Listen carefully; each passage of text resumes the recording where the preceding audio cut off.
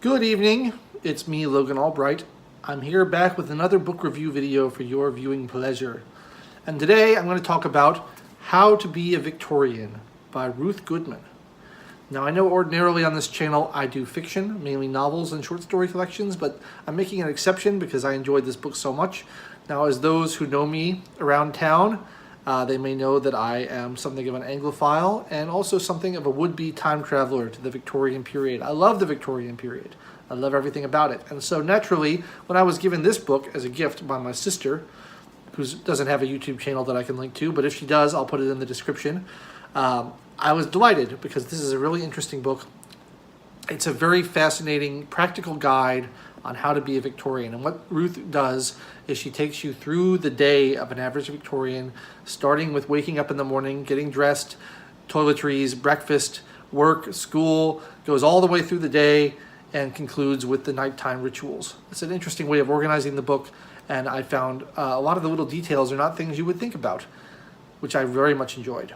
The author of this book has done a lot of historical reenacting. She has made a lot of the clothing that would have been made at the time using the sewing techniques, the cloth. She's done a lot of wearing period makeup, period perfumes, all kinds of stuff, trying to live as close to the Victorian lifestyle as possible. So she has a really unique insight. I will say that the topics covered in the book are slightly biased towards the experience of women because the author is a woman and she has more experience wearing women's clothing than men's clothing, which is fair enough. But that didn't detract from my enjoyment at all. I found it really interesting.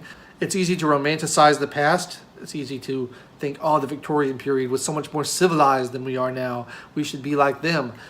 This book does not pull any punches with the nitty-gritty of what it was like in those times. Things were pretty awful in a lot of ways. She talks about the sanitation, toilets and things like that, which were pretty disgusting and horrible. The working conditions were not so great for most people. Schooling conditions were pretty horrible. So there's a lot of bad things about the Victorian period that you don't see in Hollywood movies and that sort of thing that are covered here, which is really informative and very nice. It's always good to remind ourselves that what a wonderful era we live in and how much advances science and medicine and things like that have made and how much better our lives are because of that. Nevertheless, there is a certain charm about the Victorian period, and this book taps into that very heavily. You get to see a lot of the styles, the fashions, the dress, the language, all the things that make us love this period in this book. I thought it was excellent, very thorough, covered a lot of stuff you don't get elsewhere. So for anyone interested in the period of Victorian England, I can wholeheartedly recommend Ruth Goodman's How to Be a Victorian. She also has another book called How to Be a Tudor, which deals with a slightly different period of history. I'm not quite as interested in that period, so I don't know if I'll be reading that book, but I certainly like this one, and I wanted to share it with all of you because I know you guys are interested in what I have to say, and I'm interested in what you have to say. So please leave some wonderful comments downstairs, right down there. Love to see your comments. Subscribe. Click the notifications bell if you want, and you'll see my new videos coming out almost every week. I didn't post one last week because I was in Disney World of all places, but I'm back now. I'm intending to post one every week, and I'll see you next time. Thanks for watching.